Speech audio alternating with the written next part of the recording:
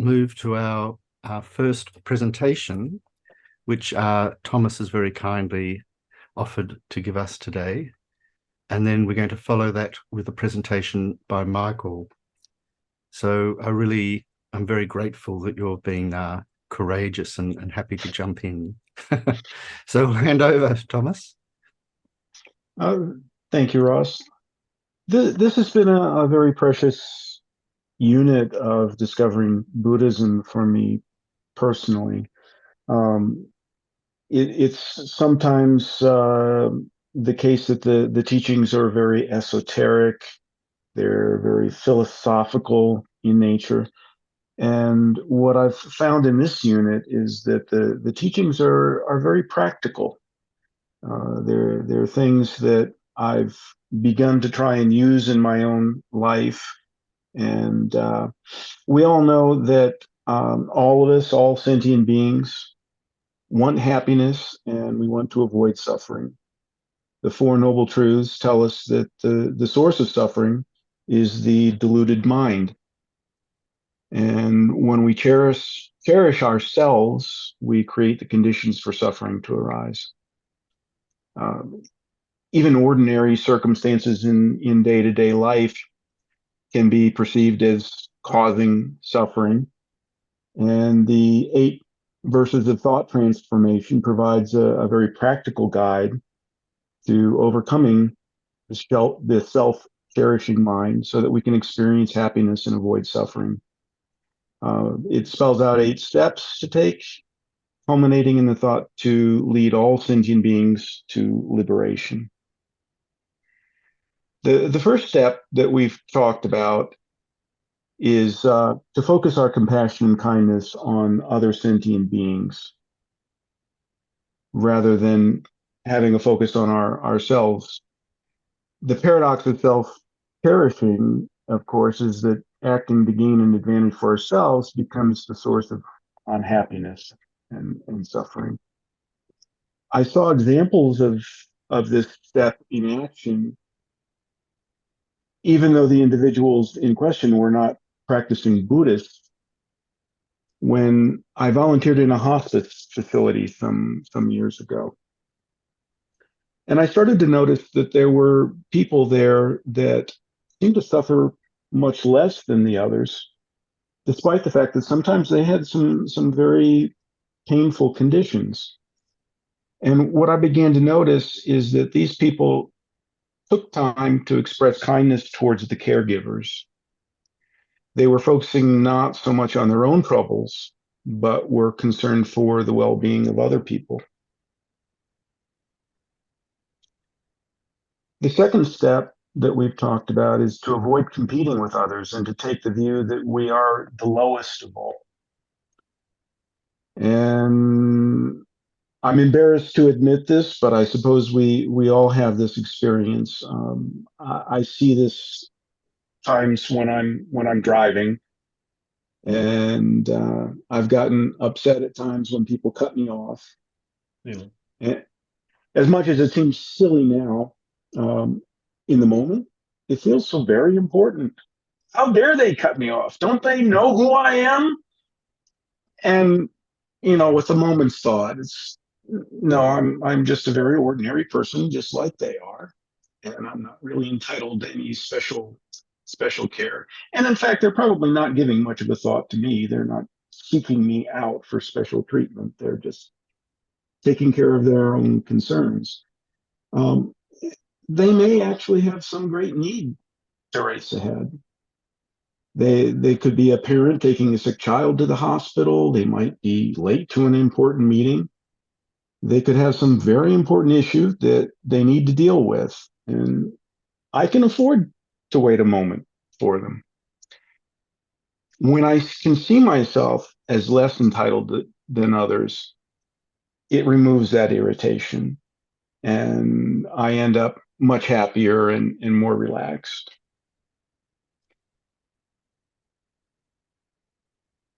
This sort of leads into the next step, which is to be diligent in avoiding unsubdued thoughts that arise from disturbing negative minds. It's very easy for me to get lazy and not practice as I should. And when I get myself agitated with other people, more often than not, it's just simply because I'm not remembering to practice as I know I should. The 4 through 6 steps I see as kind of bundled together. That's where we've talked about different kinds of people who can be very difficult to deal with.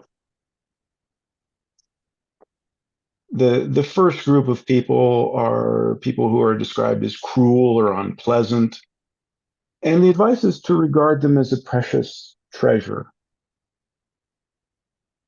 That's not always easy, but it's important to recognize that these are the people who give us this wonderful opportunity to practice the Dharma. They're providing us this great gift. And to be able to adopt that state of mind towards these people goes a long way towards making them much easier to deal with. I remember when I was working my way through school as a waiter, and I had quite a few opportunities to deal with these kinds of people. When I did treat such difficult people with patience, sometimes what happened is other customers would notice and they would compliment me on being professional and polite, even when faced with these difficult people. And so there's recognition even beyond the Buddhist community that this sort of treatment of difficult people is something to be respected and regarded highly. The next group of difficult people are described as jealous people who treat us badly. And the advice is to offer them the victory. So basically, don't pick a fight with them. Don't argue with them. That can make things even worse. And the only caveat that we have is that if this becomes a situation where it can put other people at risk, then we need to take some reasonable steps to protect those other people. I run into these kinds of people occasionally at work, and hopefully I've established myself enough as a capable and trustworthy person with my boss and my coworkers so that these unfounded accusations really don't cause any harm. And if anything, they might make the accuser look a bit foolish. But it's good advice to kind of back off and not fight with these people, but to kind of accept the criticism and maybe find some truth in it. The third group of people are people that we have benefited in some way, but they cause us harm anyway. And the advice is to regard them as our holy guru and to react to them with patience. Again, I tend to meet people at work, and there have been, for example, people that I've trained, and then they've had complaints that the work I was assigning them wasn't fun enough. Um, it's hard to know what to do in such a situation except to exercise some patience and some wisdom and not allow myself to get agitated with it. In all these cases, it helps me to generate a very positive attitude towards these people. If I try to remember that they themselves are suffering from a deluded mind and they're generating suffering for themselves, and they're actually in a position, probably most likely not having ever experienced Dharma, to have no idea what they're doing to themselves. And so, on that basis, I can generate some sympathy, some compassion, some kindness for these difficult people. The seventh step is a challenging step.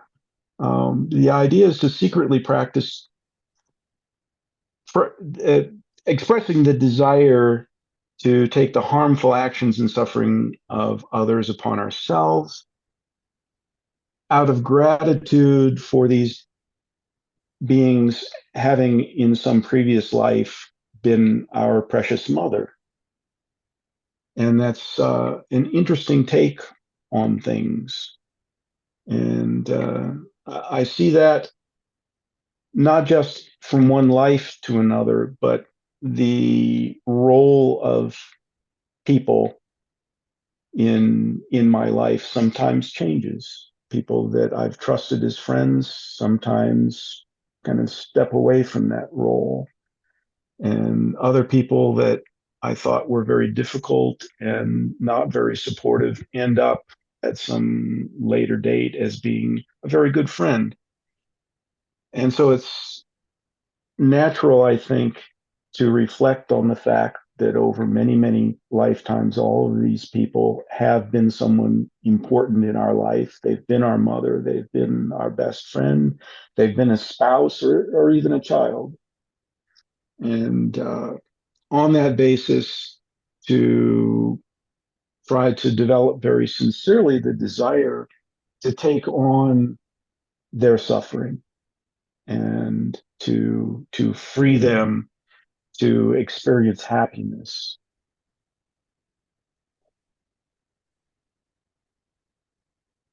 I don't know that I'm quite at a point in my development where I can do this consistently. I enjoyed reading what Lama Zopa has written about this practice, and he describes how a bodhisattva will sincerely wish to take on the suffering of others and even celebrate difficulties as they arise as an opportunity to practice and to burn off some negative karma sometimes. Um, so I will focus on that exercise and work to develop in that way. And I can say that even just the little experience that I've had with the concepts has been of benefit to me. So I don't know if anyone has any questions or observations, maybe some experiences from their own practice.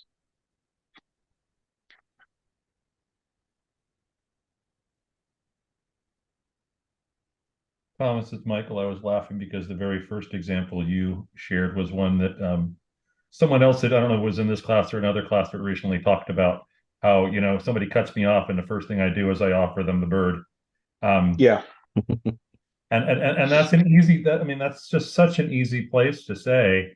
And in fact, I was driving home this evening and I could not move to the left, and there was somebody who was kind of riding my tail, and somebody was trying to change lanes into the same space that I was. And it's easy to just be angry. You just, what the heck are you doing? But you're right. That's a place where it becomes easy to say, let me use this as a place of um, of generating my own bodhicitta and bodhicitta for them so that we all become better off. yeah. I've sometimes meditated on that kind of a situation and say, okay, let's imagine you get out of the car, you go over and you punch him in the nose. Where do you benefit? Knowing my luck, not only is a police officer going to see me do that and put the cuffs on me, but probably the guy's going to be a head taller than I am and knock me down. And it's just a really dumb thing to do to yourself. And there's lots of stories of people they do that and then they realize it's actually their pastor, and now they've got to go to their church and face the pastor having flipped them off in traffic. It's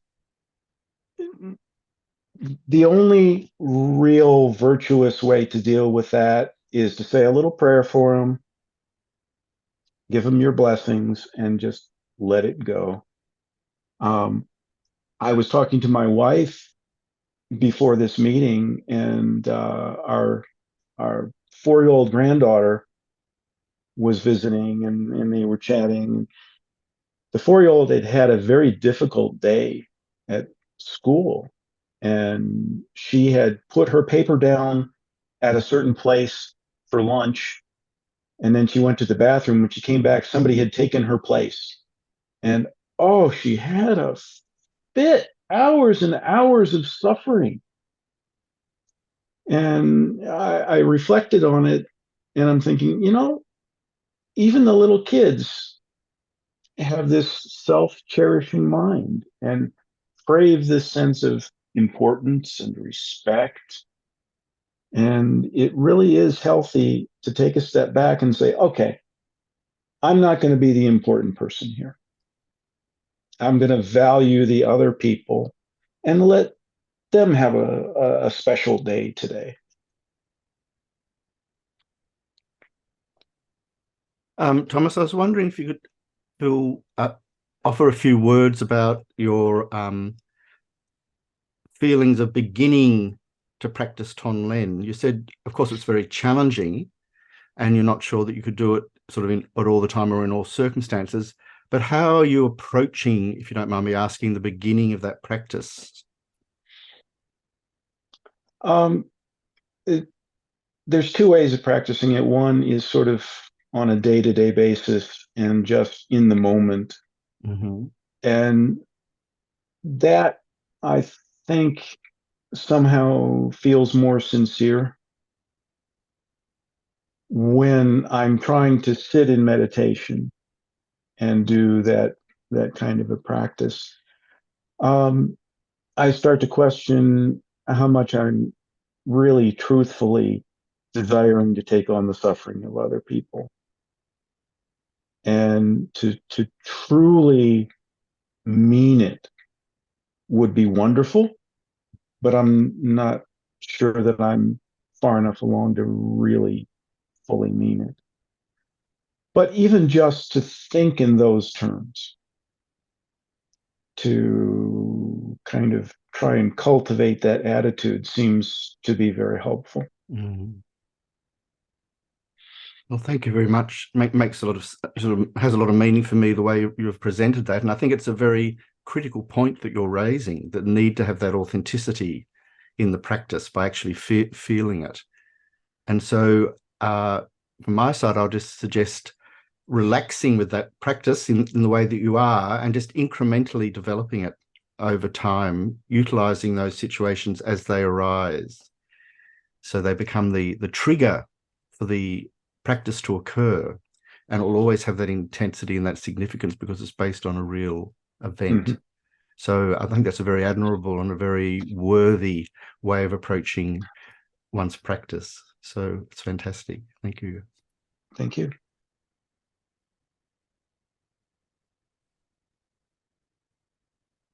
So I think we might leave that there. I really wish to thank Thomas for his presentation, which was extremely coherent and captured the essence of the thought transformation teachings, but also described mapped out, if you like, the way in which the different verses do tackle particular situations, particular realms of problems, so that we can begin to engage with them in a different way.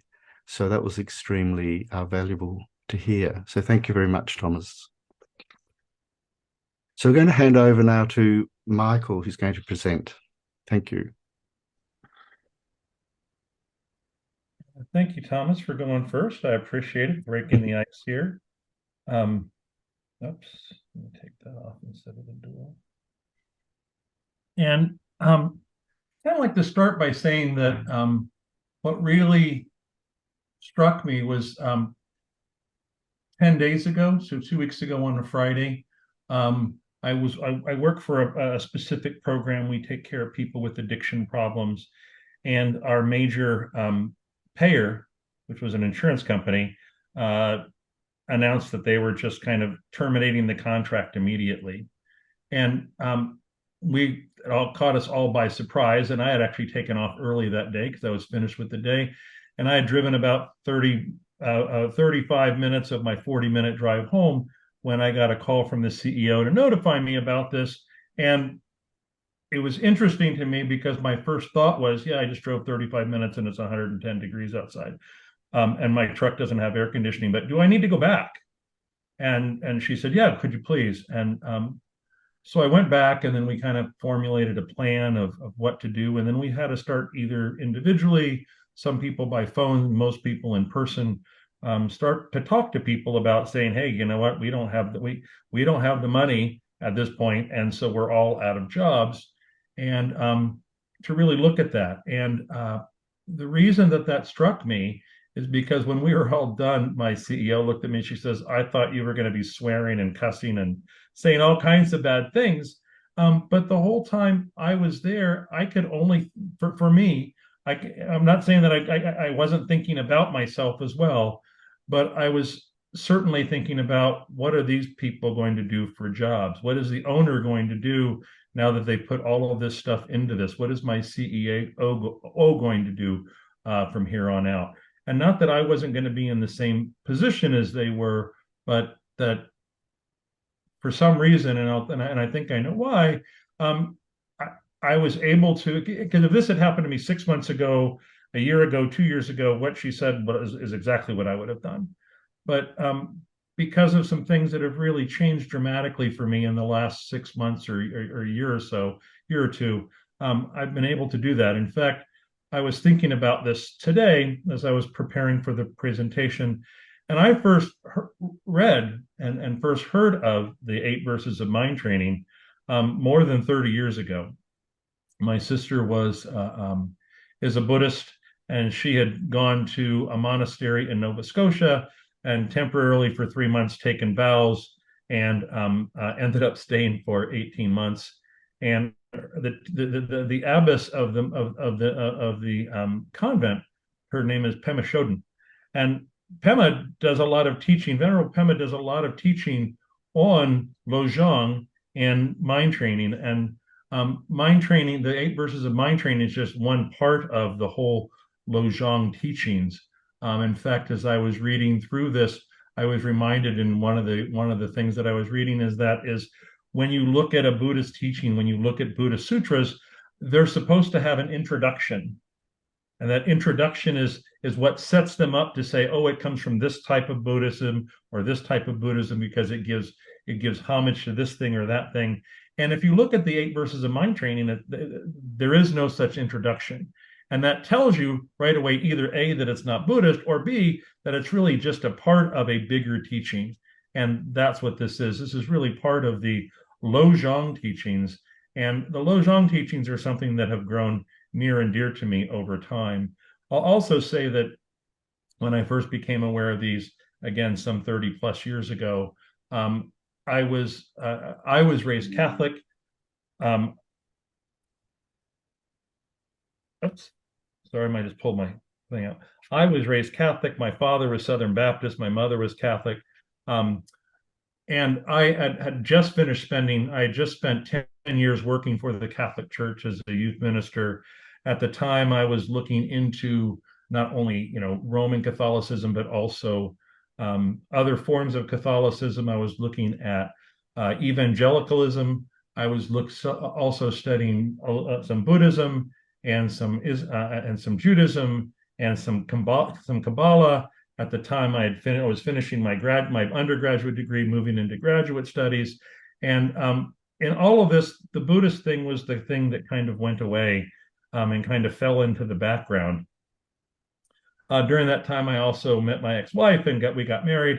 And as I was thinking about that today, I thought, well, what if it hadn't fallen into the background? What if at that time I was able to start practicing better lojong and really working with the verses of mind training? And the only conclusion that I could come to is that if I had done that, I'd still be divorced, because that wouldn't have changed any of that. But when we did separate and got divorced, I can say that those were the 8 or 10 worst years of my life. And it's because I didn't value the other person in the same way that I should have. I didn't value the other person as more important than a wish fulfilling jewel. I didn't put myself as the lowest among all and looking at that. And had I done that, I could have saved myself a lot of pain, agony, heartbreak, um, a lot of depression and anxiety, a lot of sleeplessness, a lot of abuse of alcohol. And I probably could have saved myself some of the medical things that I ended up facing as well. So I'm glad that 2 years ago I kind of got back into this and I've really taken up the study. And so for the rest of this time, I'm going to take a little bit different approach than Thomas did. Thomas's approach was almost exclusively kind of personal.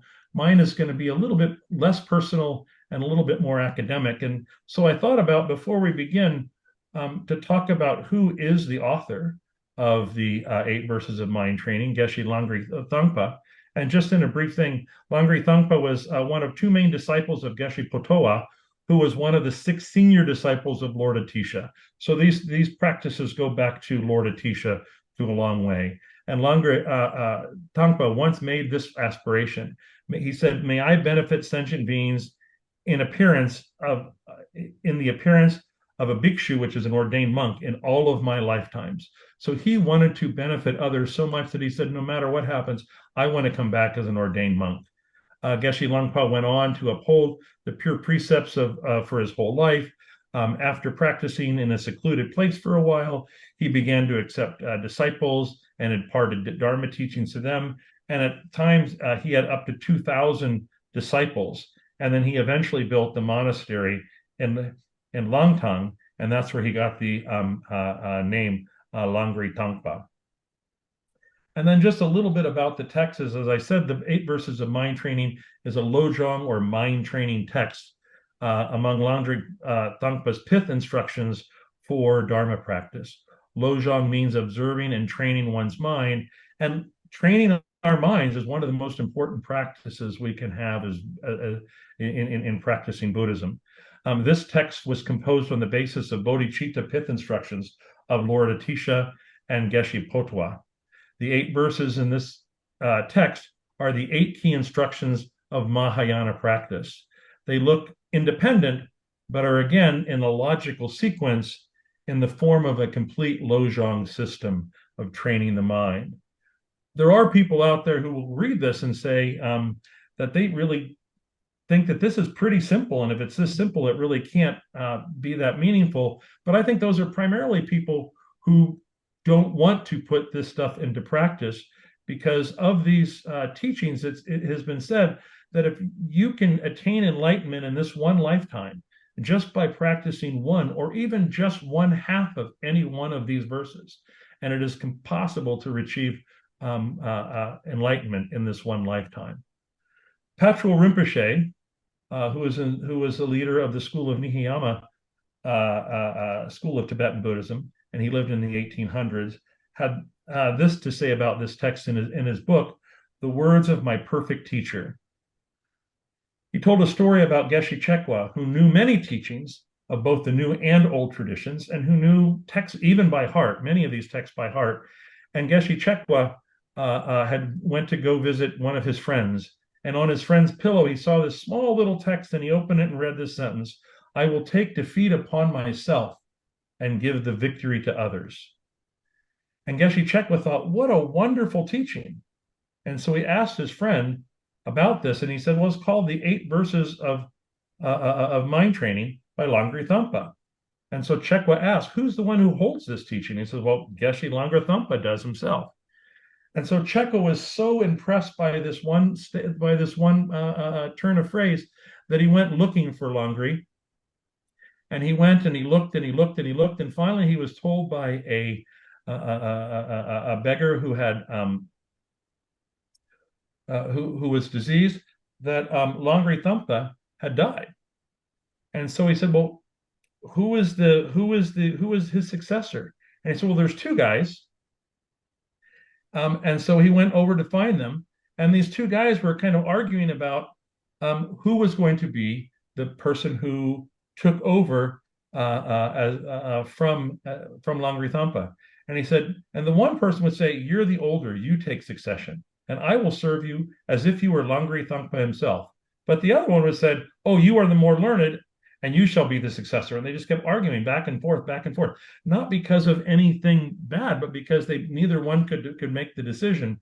And so Geshe Chekwa said, yeah, this really probably can't be the right thing, but he was still determined to try to find out who held this. So as he kept looking around, he finally heard the name of Sharama. And this guy was giving teaches on many volumes to thousands of Sangha members. And Sangha went and listened to him. Shekwa went and listened to him for several days. And at the end of that, he didn't hear him mention anything about this teaching. So it says he thought he seems not to have this either, but I'm going to go ask him. So he went to find him, and he found him circumambulating a stupa. And so he laid out a cloth, and he says, please, can you sit down for a moment, because I have something to ask you. And Sharama said, Venerable monk, what is your problem? Personally, I've always found that my answers are best found on the meditation cushion. And so Chekwa said, I've read these words. I will take defeat upon myself and give the victory to others. And I like them very much. Is this a profound teaching or not? And Sharwala replied to him, Venerable monk, whether or not you like this teaching is not the point. It is the one you can only dispense with if you don't want to attain Buddhahood. And so Chekwa asked, do you hold this teaching? He says, yes, it's my main practice. Then can you teach it to me? And Sharwala said, only if you can stay with me for a long time, then I will teach it to you. So Chekwa ended up spending the next 6 years with him, and he learned the teachings of the 8 verses. So I'd really like to kind of focus on just one verse. And give me a second here, because I'm going to do a little bit of screen share.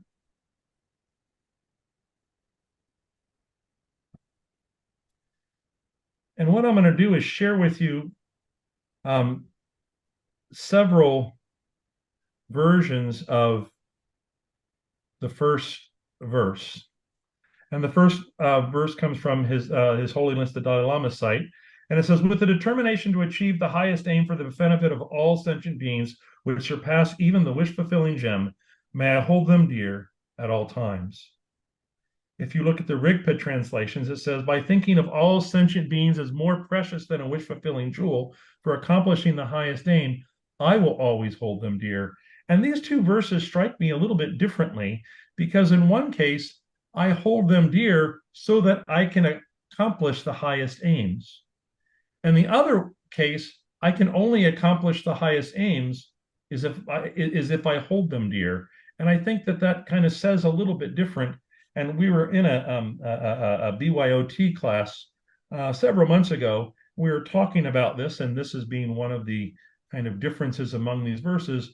And what our teacher then said is that, remember that when there are differences of translation, remember that this verse can mean everything that it can mean. So don't just try to limit it to one thing.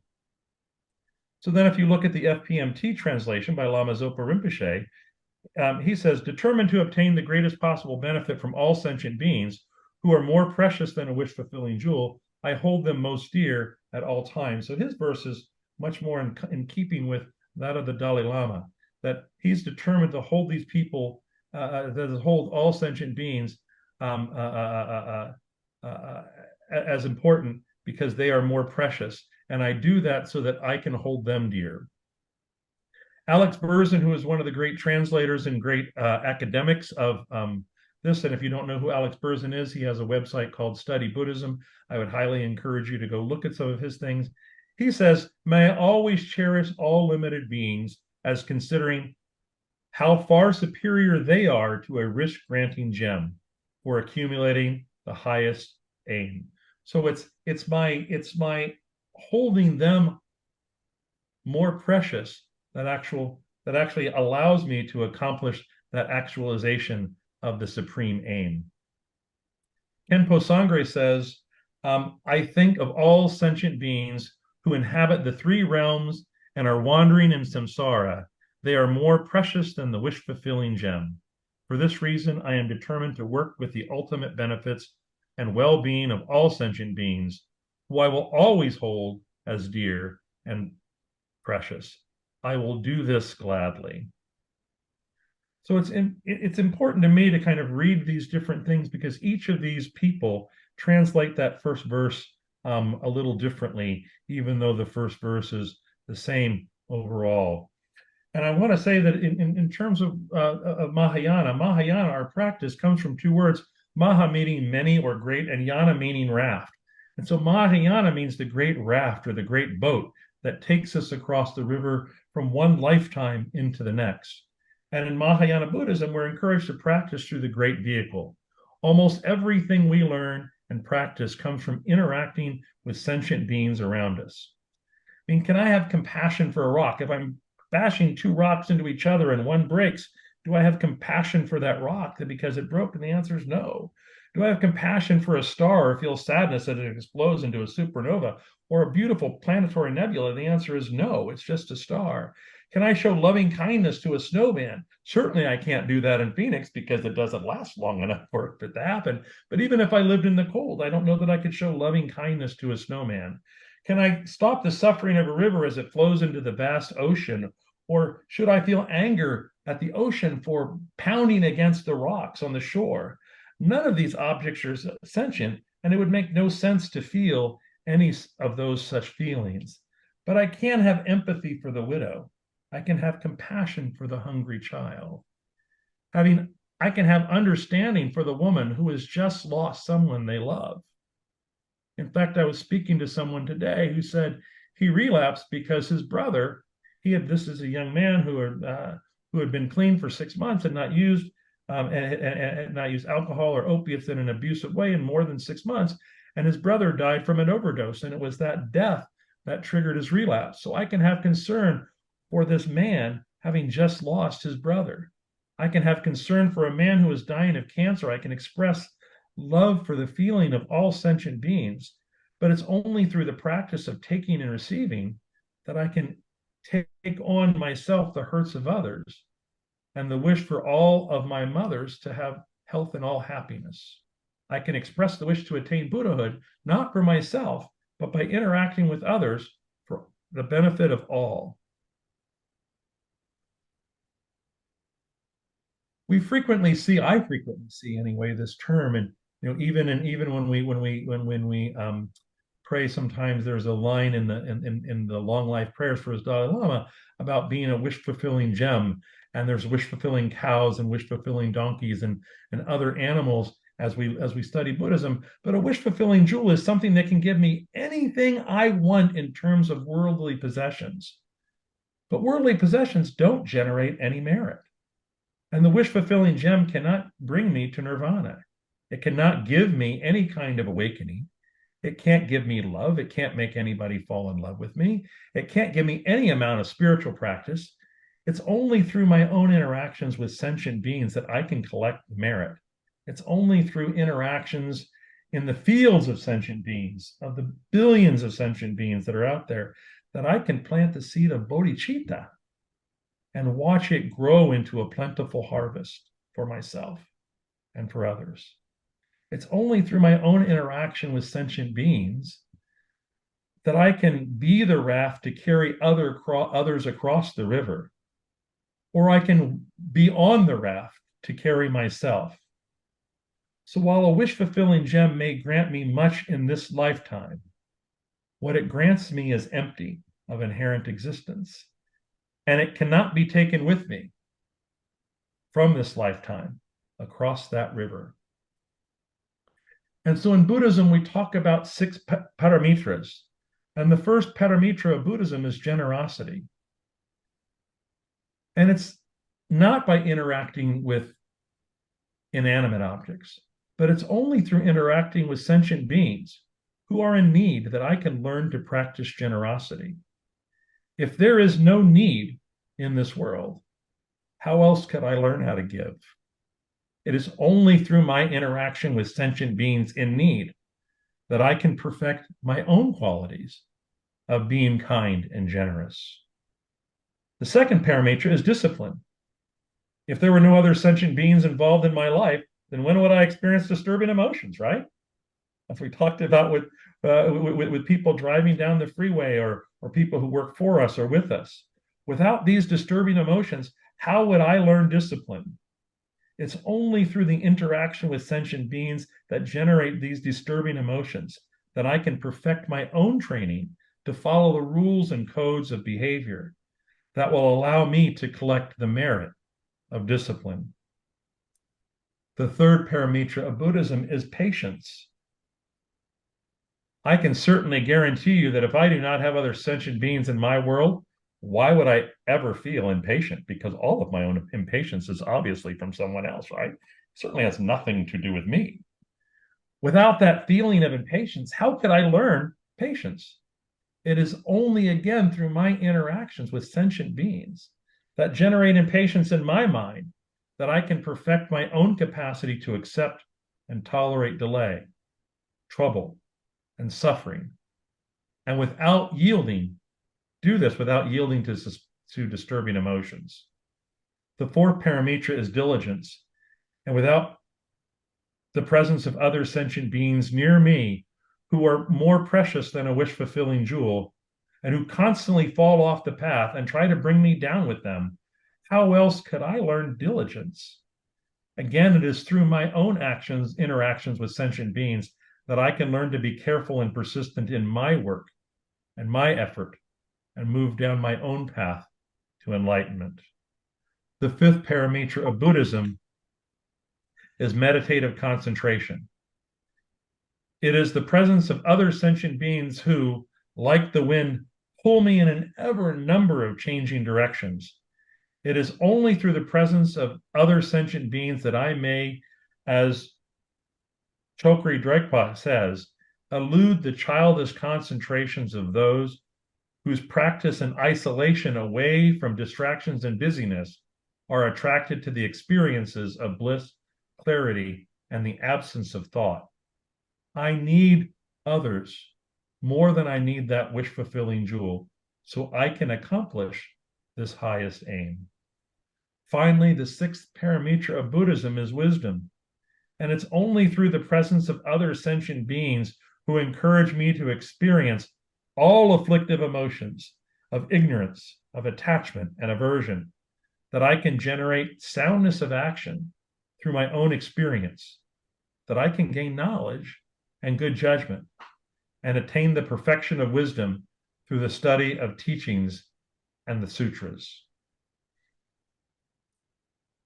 So it's clear to me now that if I am to attain Buddhahood in this lifetime or any other, especially if I am to do it for the benefit of all, it is only through my interactions with others that I can perfect my own paramitras, that I can perfect my own bodhichitta, that I can perfect my own wisdom. Only by observing others can I grow in wisdom. And it's only through serving others that the bodhi seed I plant can come to a harvest of 30, 60, 100, or even 1,000-fold. It is only through cherishing others and holding them as supreme, as far superior to this wish-granting gem, that I can reach Buddhahood for myself and for the benefit of all. Thank you very much. Are there any reflections or comments that we would like to make? Contributions?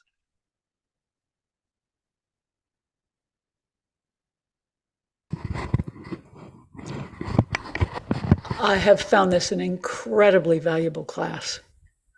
And I agree wholeheartedly with Thomas that the classes that I've attended often are very intellectual, and this hits me in the heart, and what I've learned is tremendous. And I really want to thank everyone very, very much.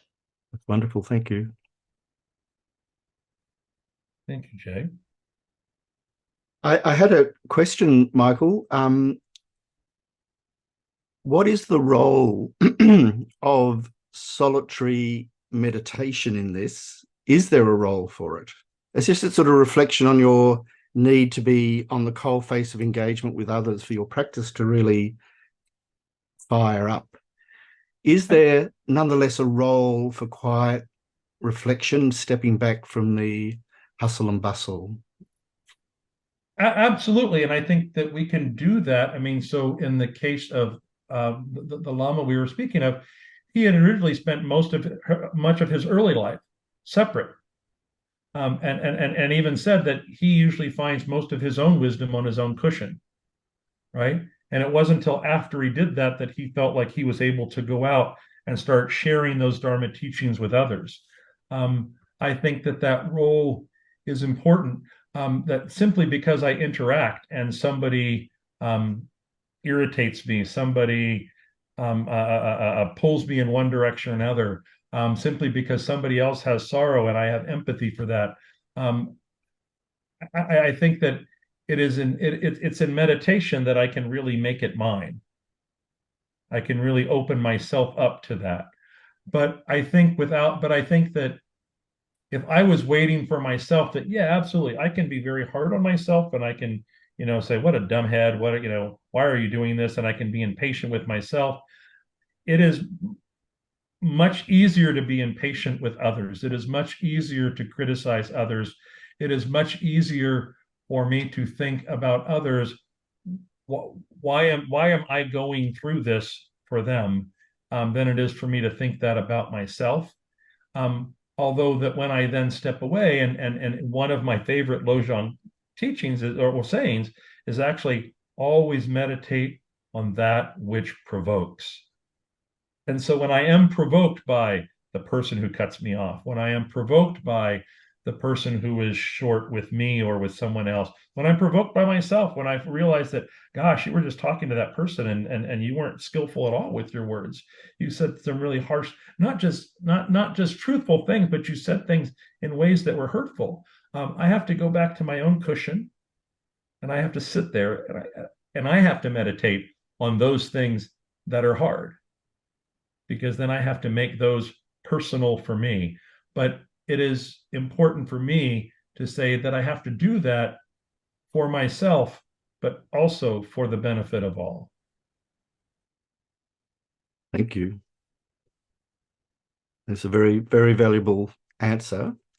And while you were speaking, I was thinking of the classical presentation in Buddhism of how we integrate the teachings. We hear them, then we contemplate them, and then we integrate them through meditation. And so you could argue that all of those things are necessary in order to really let the practices take root. So there's a wonderful need there to be really open to all of these various approaches to our experience going forward in a very comprehensive and skillful manner. To do one and to the exclusion of the other is always going to be restrictive for us. So we might finish the presentations at this point. I really want to thank Thomas and Michael for their incredible generosity and openness in sharing from their hearts the significance of the thought transformation teachings for them. And this is really the essence of why we're here, to try to bring the nectar of the Dharma into our daily lives, to enrich our lives and to enrich the lives of others. So I'm delighted to have been able to share this time with you. So thank you very much. Now we'll have I think just a 3 or 4 minute break, and then I will attempt in the remaining time to cover the last verse. And I'm not going to be able to do that comprehensively, but I can at least touch on some salient points, just for reasons of auspiciousness. It's very nice to complete the text, but also to go back to the beginning of the text just by reading the first line, because that creates the causes to receive teachings on that same text, on that same topic again in the future. So these are some of the delightful customs in Buddhism that also have a deep karmic significance. So we'll just spend a few moments having a break and then gathering together again. Thank you. It's 3 minutes till the hour. We'll get back together in 5 minutes. Thank you. That sounds great. Welcome back, everyone. It's time to finish our last class. Welcome back. I'm going to quickly look at verse 7 again, which is, in brief, I'll train myself to offer benefit and joy to all my mothers, both directly and indirectly, and respectfully take upon myself all the hurts and pains of my mothers. So I just want to touch here on the use of the word respectfully. In some of the translations of this verse, we have, instead of respectfully, the word secretly. So both of these relate to how we can interpret two Tibetan words, gupe for respectfully and secretly, sangwe in Tibetan. So they're both entailed here. So His Holiness in his teachings will use both, often relatively interchangeably. So I feel it's valuable to consider what this word is doing, what it's meaning here. And my feeling is that it's pointing us in a very, very important way to the mode of practice, how we actually go about practicing Tonglen. And the crux of that is that it is something we do privately. It's something we take upon ourselves to do personally, but it's not necessarily something that we need to talk about or broadcast.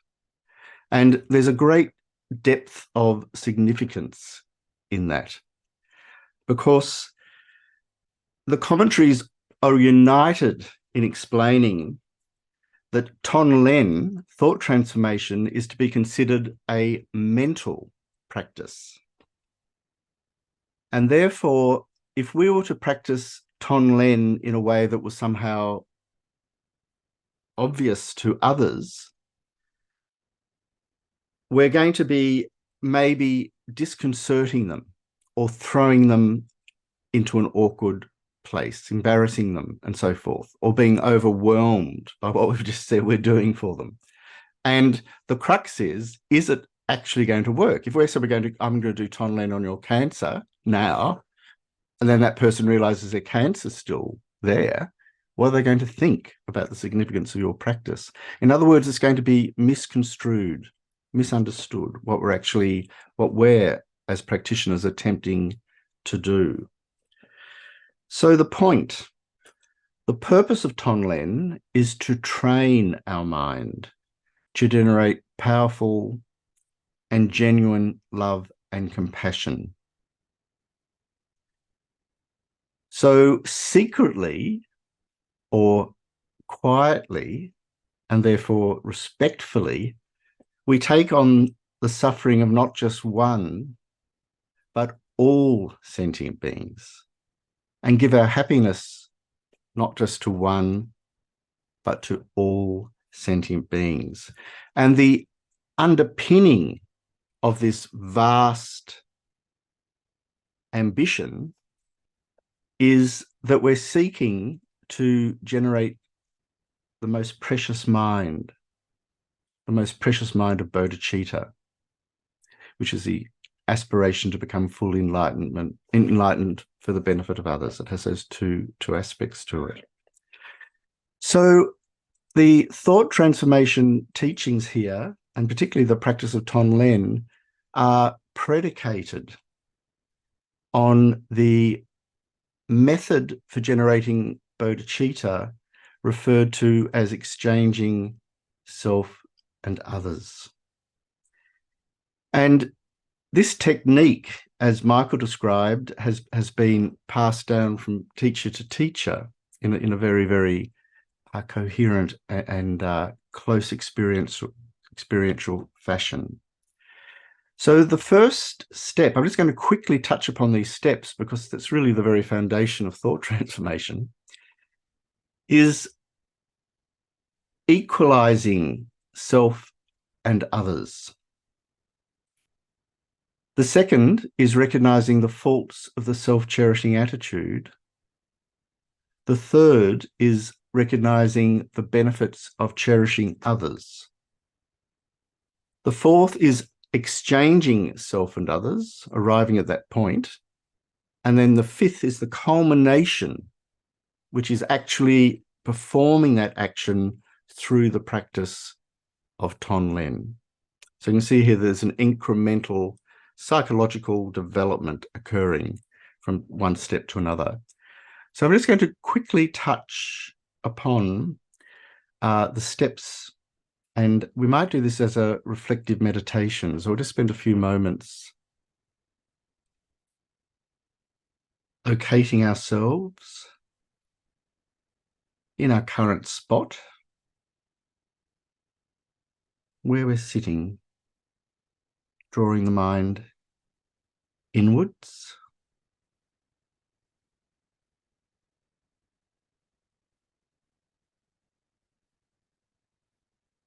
And now consider that we can and must generate a feeling of equality between oneself and others, a fundamental equality. And this is done by considering there is no difference between ourselves and others.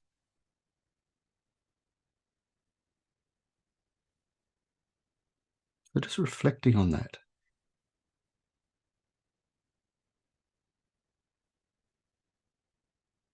Others and oneself are exactly the same in wanting happiness and not wanting suffering. Exactly the same.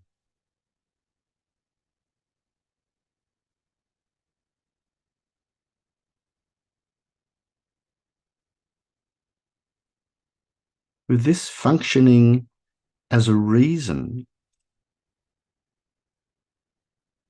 reflect on how it is therefore worthless to hate someone and to be attached to someone else.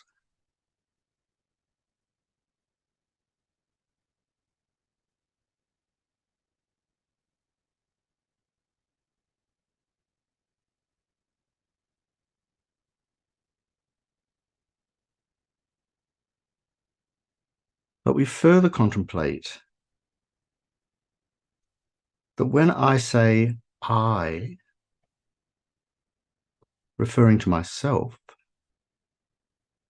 I'm speaking of just one person, whereas others are limitless.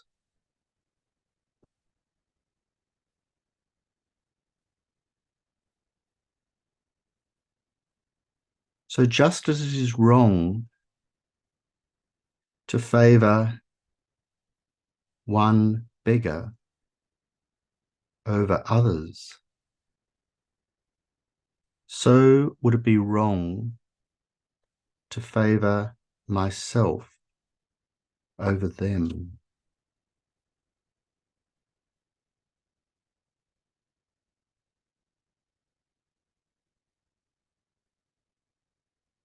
However, the thought might kick in at this point, considering the situation from the side of myself. Although, yes, others seem to be equal in their wish for happiness and freedom and from suffering, they don't, however, seem equal from the perspective that some are actually trying to harm me and some are trying to help me. Therefore, there is a difference between myself and others. So this is a real qualm and must be addressed.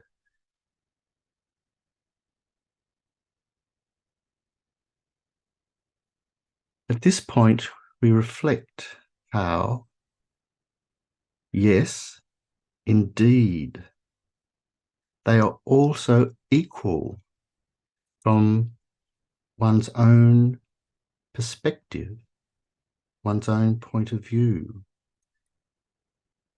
Why? Because from times past, innumerable times past until now, sentient beings have been of benefit to us innumerable times, countless times.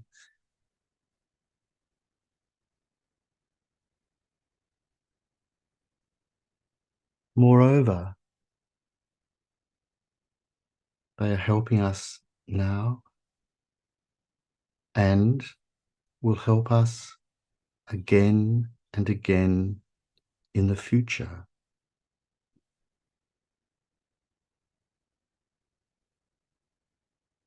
But now yet another qualm might arise. Although they have benefited us, yes, I accept that, they have also harmed us.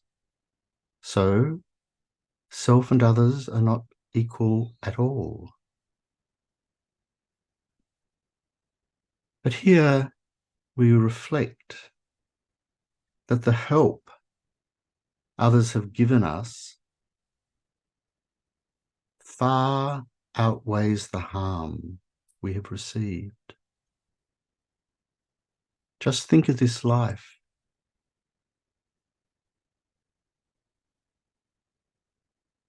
They have benefited us both directly and indirectly, supplying us with housing, provisions, medical assistance.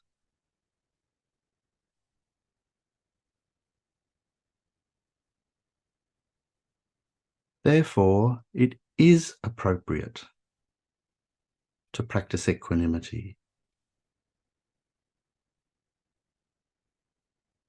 But another doubt might arise about total strangers whom we don't consider as either having helped or harmed us. Why, therefore, should we develop respect towards such beings? But if we apply this logic, then we should be indifferent to the suffering of an animal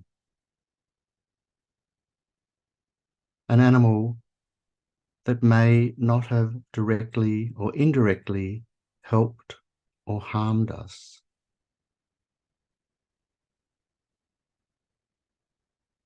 Just seeing a creature in a difficult situation generates a feeling of concern and compassion. And this concern can be extended to all sentient beings.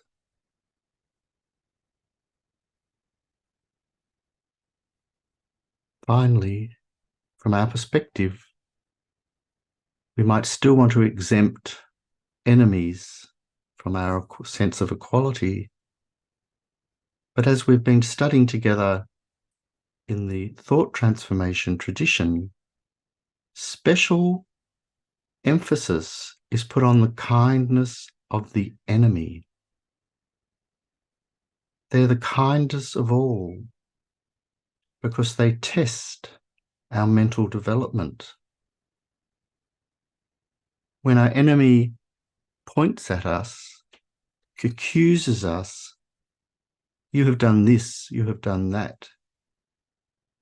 This enemy is the true yardstick of our inner development. They help us in the elimination and the exhaustion of obstacles, as well as provide us with the precious opportunity to develop patience. This point is powerfully emphasized in the 8 verses.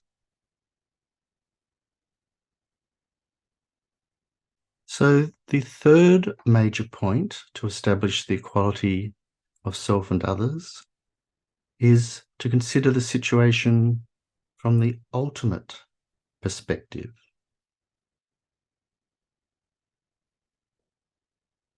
We must consider here how Buddhas, enlightened beings, consider sentient beings. They consider them with totally unbiased concern. Just as a doctor wishes to get to the bottom of the source of an illness afflicting a person, the Buddhas seek nothing as more important than touching the problem that is the source of our suffering. By bringing it to our attention, they offer us the path to the cessation of suffering. And their kindness in this is limitless.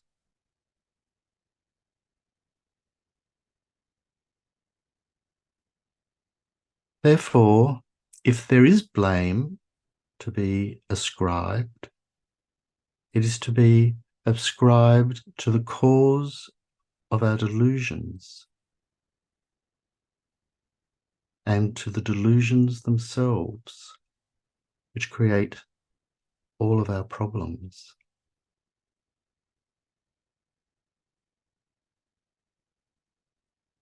We can also contemplate there is no certainty with friends and enemies. This is where the teachings on ultimate truth come into play. If our enemies and friends were enemies and friends by dint of their own inherent natures, then they would appear as friends and enemies all the time, in each and every situation. This is because this person would be a friend by inherent nature, and this person over here would be an enemy by virtue of their inherent nature. It would have nothing to do whatsoever with the dependent interplay of causes and conditions.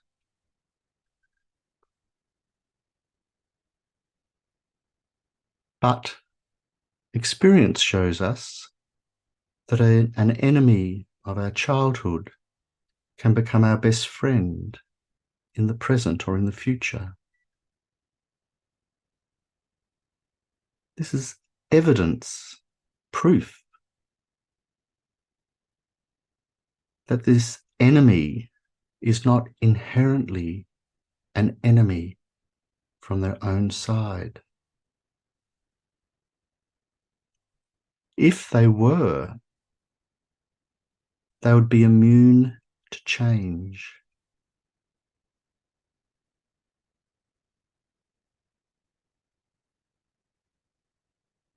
So we'll conclude the meditation at this point. This is just an example of how we might meditate in a thorough way on the foundation for beginning the technique of generating bodhicitta through the equality of self and others. We must exchange self and others, but we must ground that on this first step, this preliminary step of establishing the equality of self and others. And this has a slightly different aspect to the equanimity meditation that we do as a prelude to the other main lineage of developing bodhicitta, which is the sevenfold cause and effect, where we start with recognizing all sentient beings as our mother. And in that equanimity, we're looking at equanimity in terms of our perspective on them. Whereas in this technique, we're establishing that they are equal anyway, irrespective of our perspective on them. And so it's a different tack. And so that's why we say equality of self and others rather than equanimity in this particular case. So in the technique, we then move on. I'll just quickly sort of summarize these points to identify the faults of the self-cherishing attitude. And His Holiness the Dalai Lama, when he presents this point, invariably begins to talk about the role of mine. That's mine with a big M. This mine making, if you like, of our experience is the exact lens through which the self-cherishing attitude operates. It feeds, if you like, on this process of making everything into mine. And so we kind of build up an exaggerated view of things. We distort the way things appear to us because we're preoccupied with the making mind.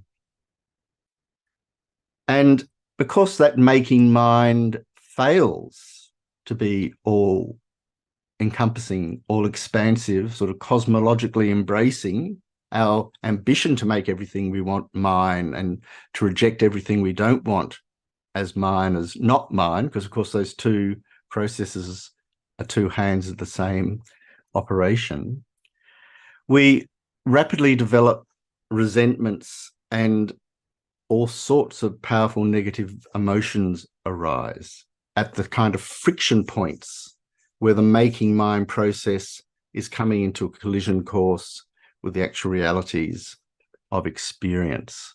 And of course, radical change is a good example of this, isn't it? That when things seem to slip out of our control because of change, our making mind process is deeply directly challenged. And we go into some sort of hyper state, some sort of desperate state to try to forcibly bring things back into control again.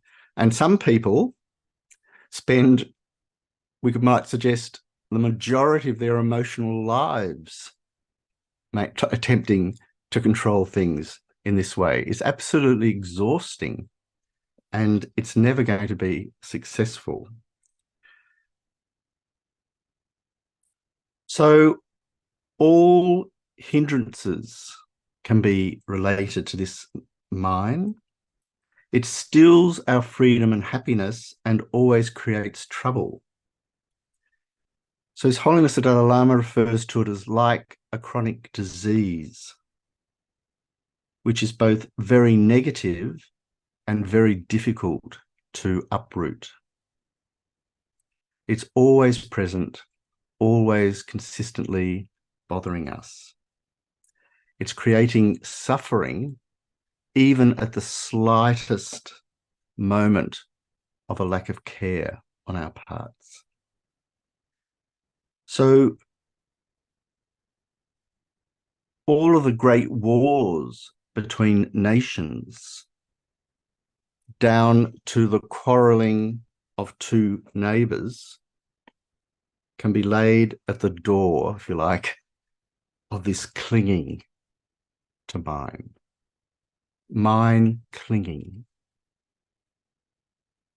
So the next step of the process is to recognize the benefits of cherishing others. And this is something which we have been also dealing with extensively in our brief look at the thought transformation teachings. So the first Panchen Lama says, in very moving words, the mind that cherishes all mother beings and would secure them in bliss is the gateway leading to infinite virtues. Seeing this, we seek your blessings to cherish these beings more than our lives, even if they should rise up as our enemies.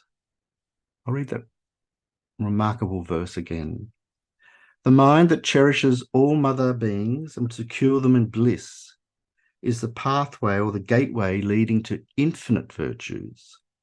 Seeing this, we seek your blessings to cherish these beings more than our lives, even should they rise up as our enemies. So this is the extraordinary measure of what it means to cherish others in this context. So His Holiness the Dalai Lama says, in relation to this point, it doesn't matter whether we believe in reincarnation.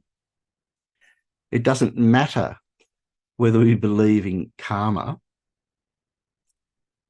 because if we have a belief in reincarnation and a belief in karma and combine it with a poisonous mind, that knowledge of reincarnation and karma has no benefit whatsoever.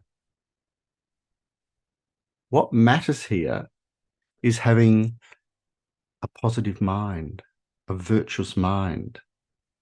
And this mind holds others dear as its essential purpose. And it's this thought that brings peace to our mind. So this is radically juxtaposed, isn't it, to the self-cherishing attitude with this mind-making machinery that's saying, give me, give me, give me, don't touch me, go away, etc., endlessly, endless machinations. So this mind of cherishing others expands our perspective, our outlook, and it also, as an indirect corollary, satisfies our immediate needs. So this is a remarkable thing. So we can actually let go of this chronic anxiety about self-fulfillment using all the various methods of play that are proposed by the self-cherishing attitude, and instead totally rely on generating this attitude that's cherishing others, because it will also, as our precious teachers, including Lama Tsongkhapa, say that it will fulfill our own needs in the process. They arise, the benefits arise spontaneously. But ultimately speaking, this cherishing others will also cleanse our mind of mental impurities, or act as a powerful purificatory force that will lead to the potential elimination of all obstacles, and it will also assist limitlessly in the collection of all meritorious goodness that will then enable us to achieve the total accomplishment that is the awakened mind. So in other words, getting back to that point about karma and reincarnation, even if we don't intentionally seek higher rebirths for ourselves, which of course could be another form of mind making, couldn't it? May I have higher rebirths. I don't care about the others.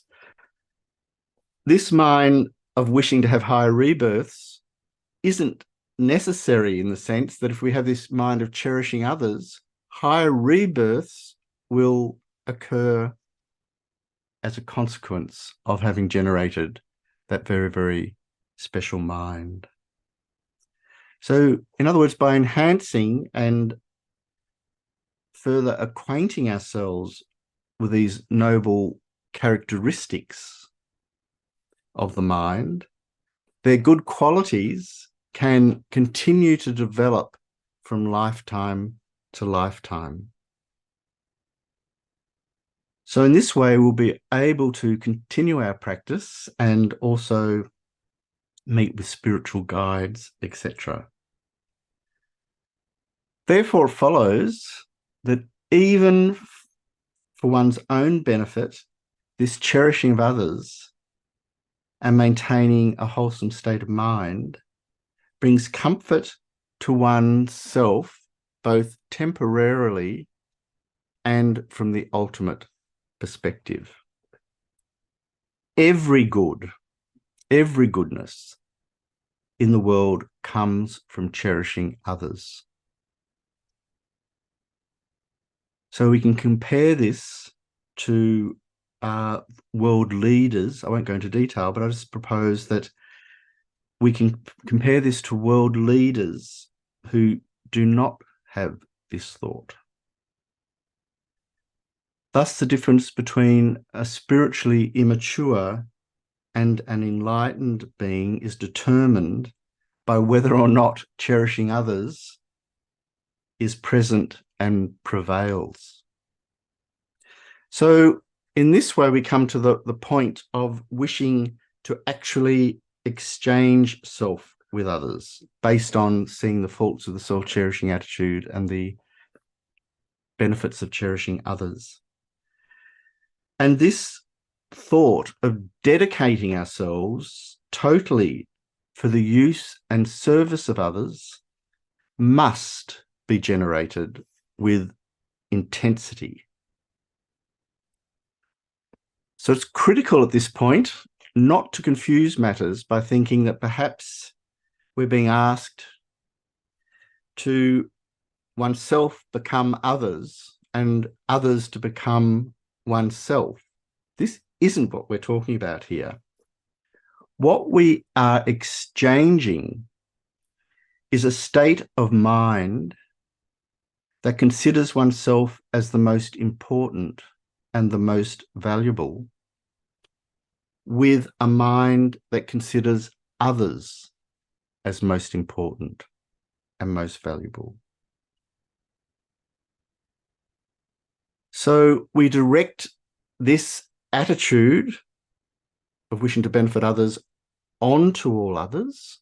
We give it to them, and we seek at the same time to take from them everything that's going to restrict their capacity to achieve their aims, and we take it directly upon ourselves.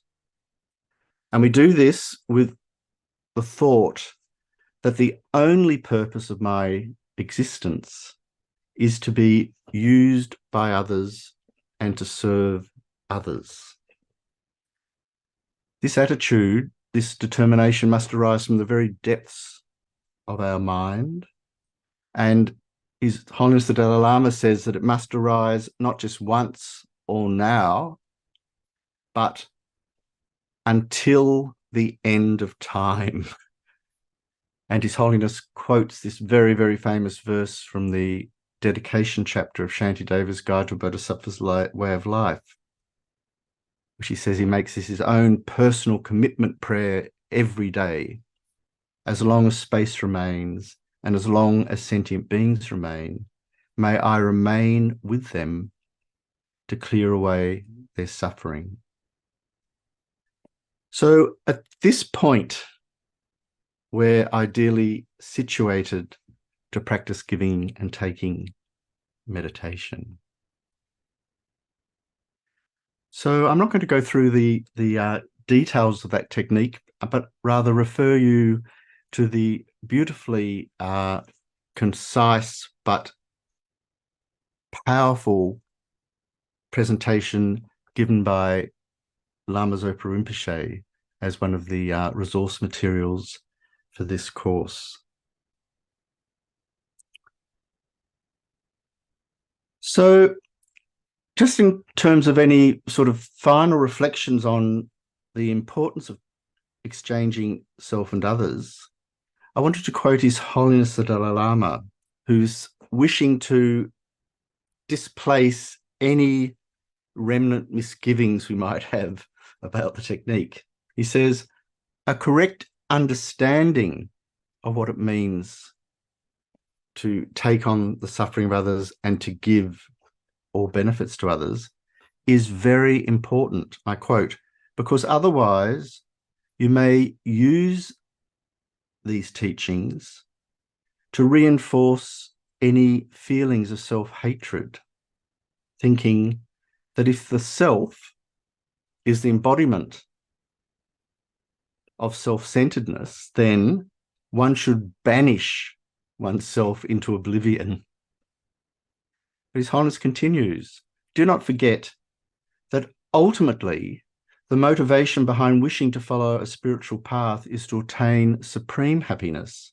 So just as one seeks happiness for oneself, one is also seeking happiness for others.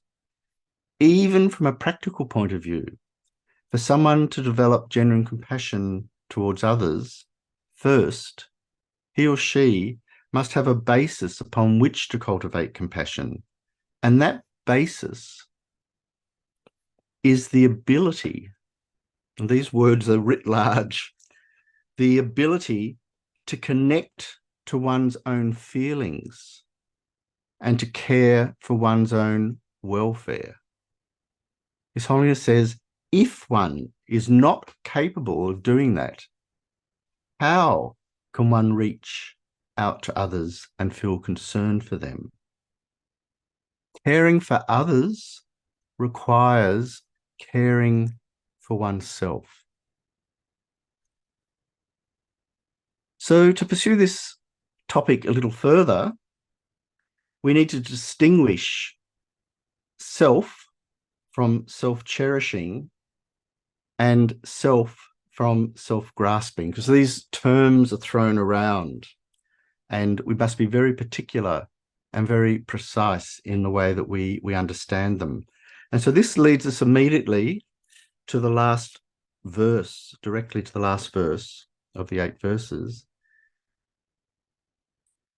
By ensuring that all this remains undefiled from the stains of the 8 worldly or the 8 mundane concerns, and by understanding all things as illusions, I'll train myself to be free of bondage. So I'm just going to touch on this first section, the 8 worldly concerns. They're 4 sets of 2, like and dislike, gaining and losing, praise and blame, fame and disgrace. And sometimes the translators use the word infamy there. So His Holiness describes them as 8 worldly styles of behavior. In fact, one could go as far as to suggest that they are the modus operandi of the self-cherishing attitude.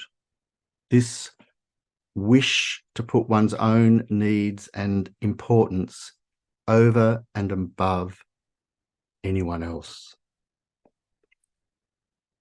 So these worldly dharmas can taint even those on the spiritual path. So we're not immune from them as spiritual practitioners or ambitious baby spiritual practitioners. And His Holiness says that even great teachers, such as himself, he doesn't say I'm a great teacher, but he says even if he's sitting on, one is on a great throne, as he currently is seated, he makes special prayers to others, to the Buddhas, and prostrates to the Buddhas in order to overcome any sense that he might somehow be special sitting there on that throne in front of many thousands of students. So His Holiness says, if these practices, such as the thought transformation practices, are done with a motivation to inflate yourself, to cause others to think you are a religious person, to gain renown, and so forth, then the practice is not pure and thus has become defiled by worldly concerns. So in other words, these 8 worldly dharmas are extremely insidious, and they can creep into the terrain of even our most special spiritual practices. For example, we might secretly pride ourselves on our capacity to understand our Dharma scriptures very, very quickly, or we might like to count the number of people who attend our meditation sessions at our local Dharma centre in order to reflect on, well, how good am I? So there's a very famous story here, which is given in the lojong tradition to illustrate the dangers of a self-cherishing attitude.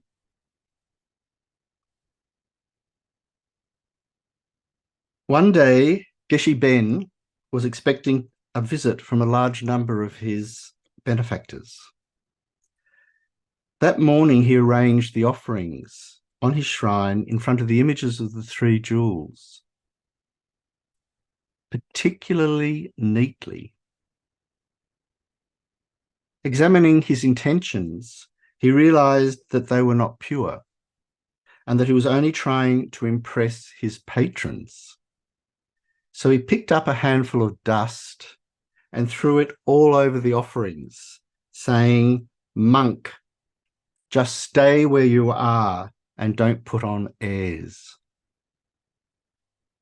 When Padampa Sangye heard this story, he said, and there are other accounts that say when he realized this is what was happening through his clairvoyancy, he said to his students, "That handful of dust that Beng Gungyal threw was the best offering in all Tibet."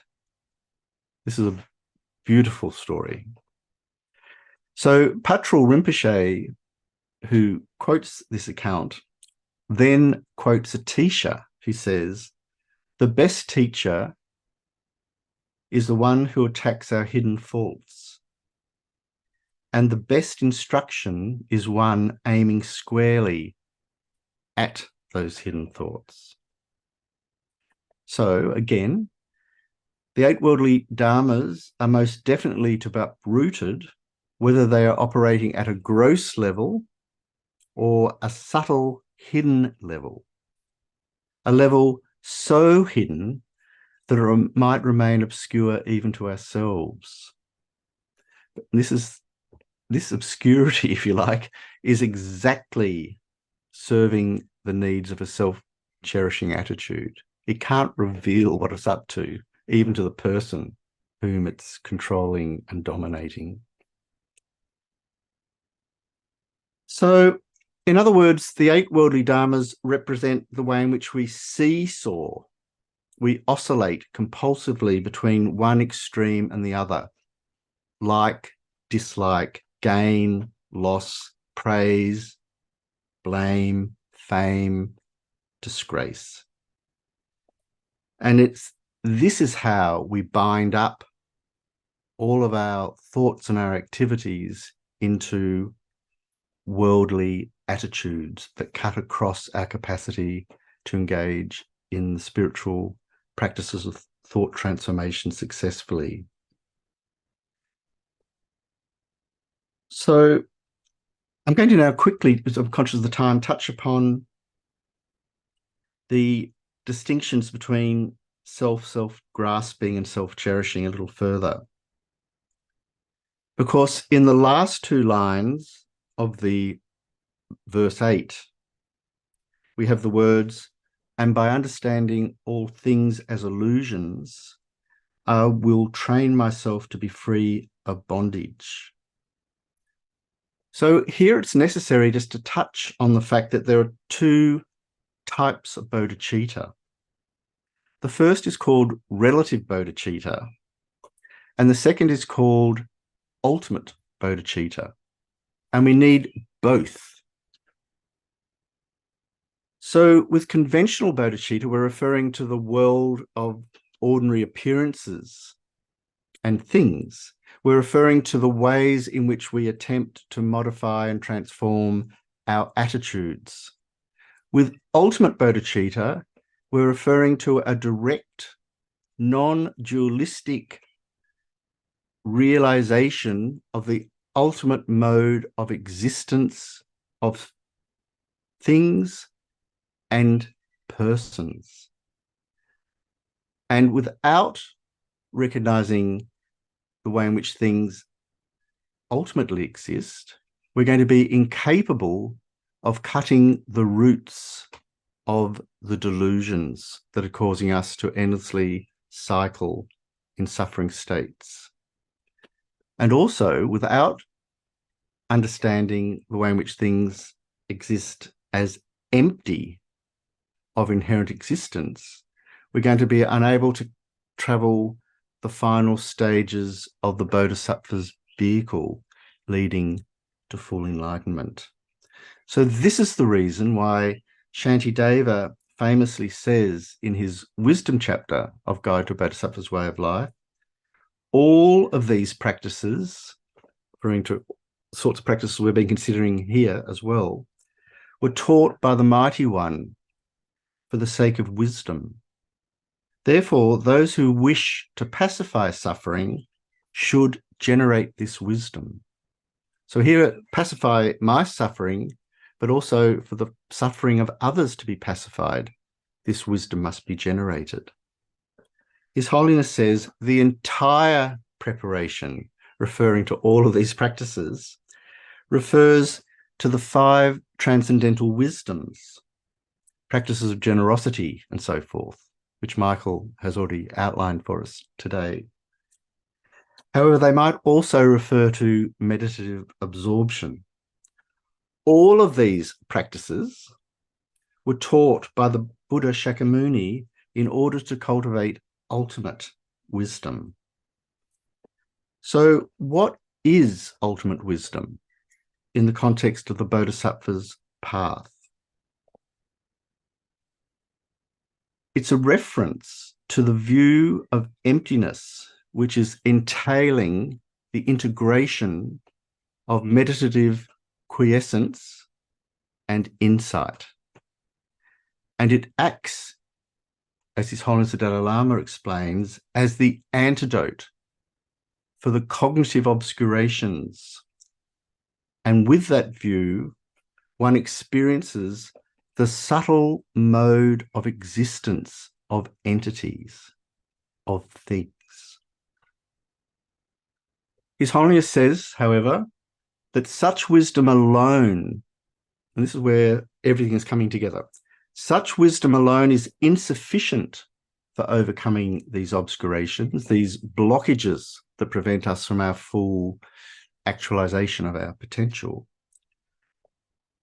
Because we must combine this wisdom with a great store of virtue. Otherwise, that wisdom will not have the capacity or the power to be an antidote to the cognitive obscurations, which are referring to the final subtle blockages that prevent us from seeing all things as they are. So it gets kind of philosophical at this point, unavoidably.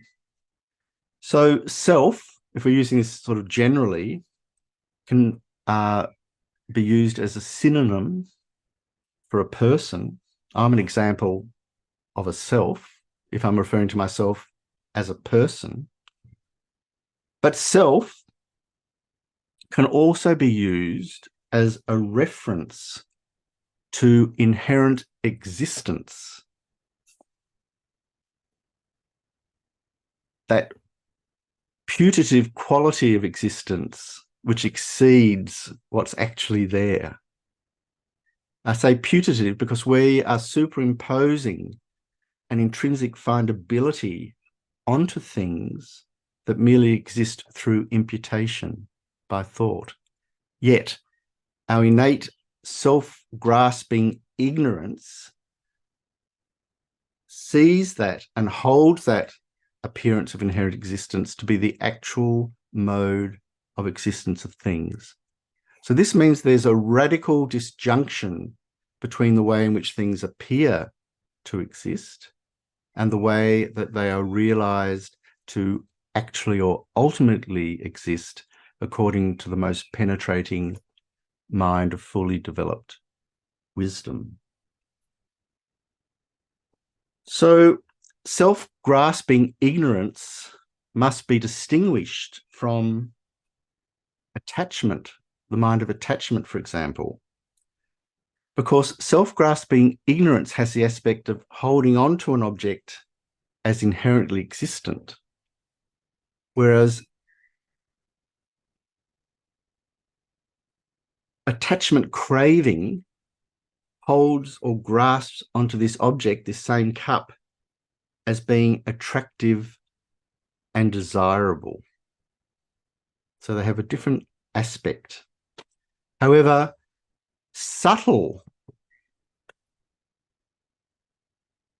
self-grasping ignorance does accompany subtle afflicted minds, such as craving, because, as His Holiness explains in a very, very illuminating way in Samsara, Nirvana, and Buddha nature, share a portion of holding onto that object as inherently existent. So that's just a very interesting point to consider. He says, subtle attachment and anger have an element of grasping phenomena as inherently existent. So we must recognize here that self-grasping can be used on its own without adding on self-grasping ignorance. And if it is being used without adding it on, it's referring to the whole complex of things that are generated from a self-grasping ignorance, which includes all the afflicted minds that arise in dependence on that fundamental ignorance. So the whole collection of things can be seen as self-grasping, for using it as a general term.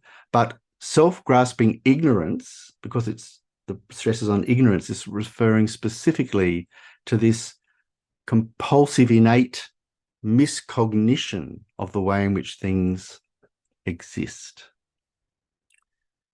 So the essential point to take from this is that, and this is in the words of His Holiness, ignorance of the ultimate nature, which was referring to the ignorance that grasps inherent existence, is the causal motivation for all polluted karma in general, and for all formative or throwing actions or throwing karma that project rebirth in samsara in particular. So all problems, all difficulties, all blockages of our cognitive potential can be laid at the door of this ignorance of the ultimate nature. Therefore, without removing it by generating its exact, has to be exact, antithetical antidote, exactly what it is that's going to hit it head on and pulverize it, we're going to be unable to traverse all the stages and paths of the bodhisattva vehicle. And not only that, but we're going to be creating the causes to be again and again thrown ourselves into suffering states, which is going to limit severely our capacity to carry out our bodhisattva intentions. So this is how we arrive at the significance of the last words of verse 8. By understanding all things as illusions, I will train myself to be free of bondage. So we've just got a few minutes left. I'm just going to touch on what's entailed in this understanding of all things as illusions, because it's said that one can't actually penetrate the meaning of these words, of this thought, unless one has already realized how things lack inherent existence.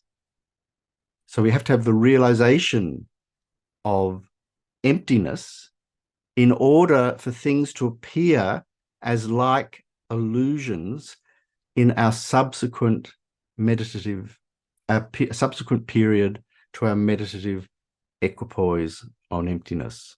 And so the Arya Bodhisattva, when they're meditating on emptiness, is doing that with a completely non-dualistic mind. There's no sense of subject and object, of this and that, of inherent existence and so forth.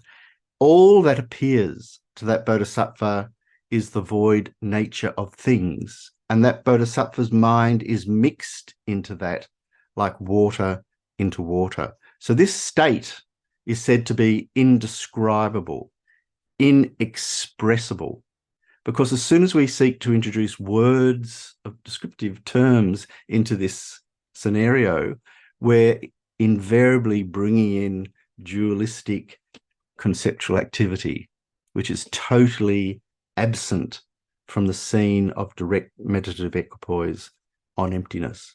However, when that meditator arises out of that state of direct meditative equipoise, things that do exist conventionally through causes and conditions, through nomination, through dependent on parts and so forth, those things will appear again due to the imprints, the subtlest imprints of grasping at inherent existence from time immemorial, as again existing from their own side, as though established in the very place that they appear without relying on any other thing.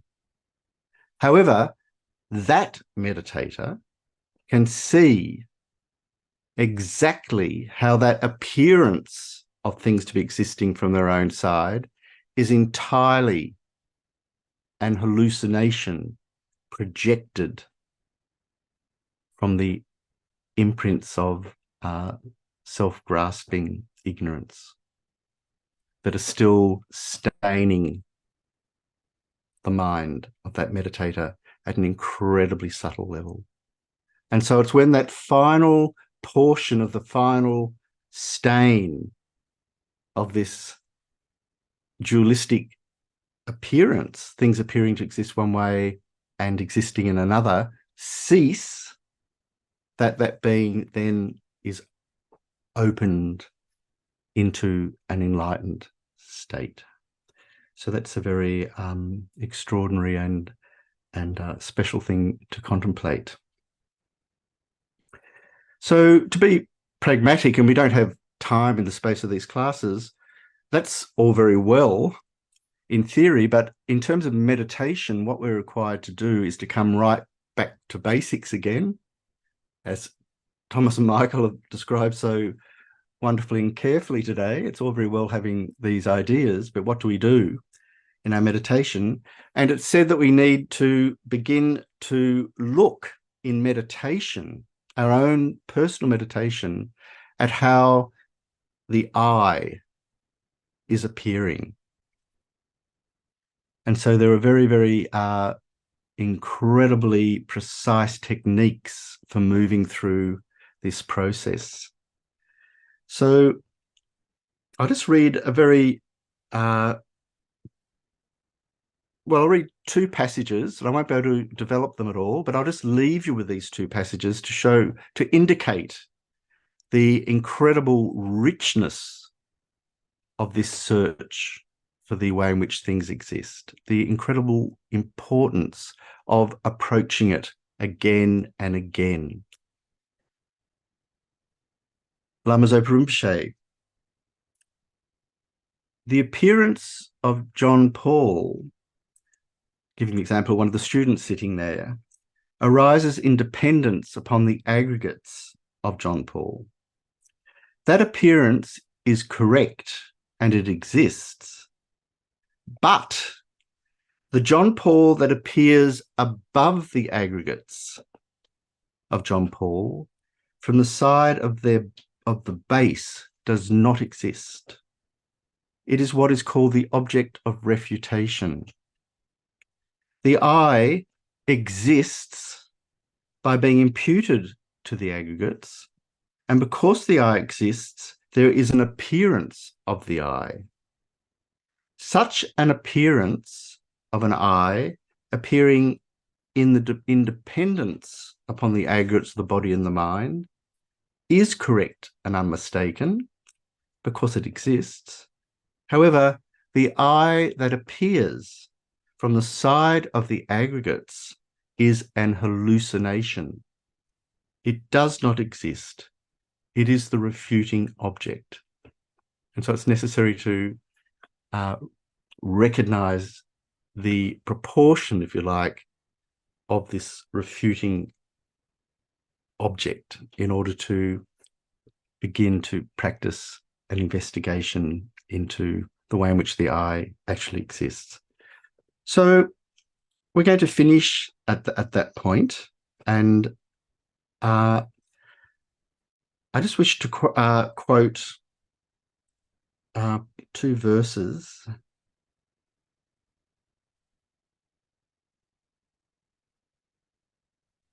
which come from the Lama Chopa, and they capture, I think, the essence of what we've been doing together.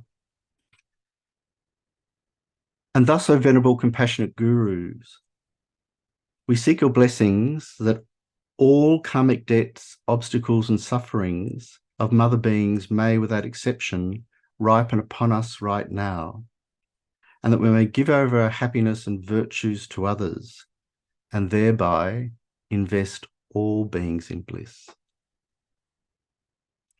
And the following verse: in short, no matter what appearances arise, may they be good or bad, we seek your blessings to transform them into the path, ever enhancing the two bodhicittas through the practice of the five forces, the quintessence of the entire Dharma, and thus to attune ourselves solely to the bliss of the mind. So at that point, we'll conclude the session. And if we're wishing to do a little bit of investigation into the meaning of the five forces, we can refer to His Holiness's commentary on the Guru Puja, and another excellent reference is also Alex Berzin's website, where he has a comprehensive account of this very topic. And he indicates, as do the lineage lamas, that it's really wonderful to become familiar with the five forces in order to practice them at death time. So I'll just mention that. So let's just spend a moment dedicating the merits of our time together. And in particular,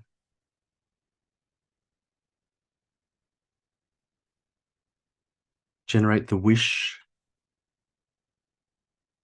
to exchange self and others from the very depths of our heart for the benefit of countless others.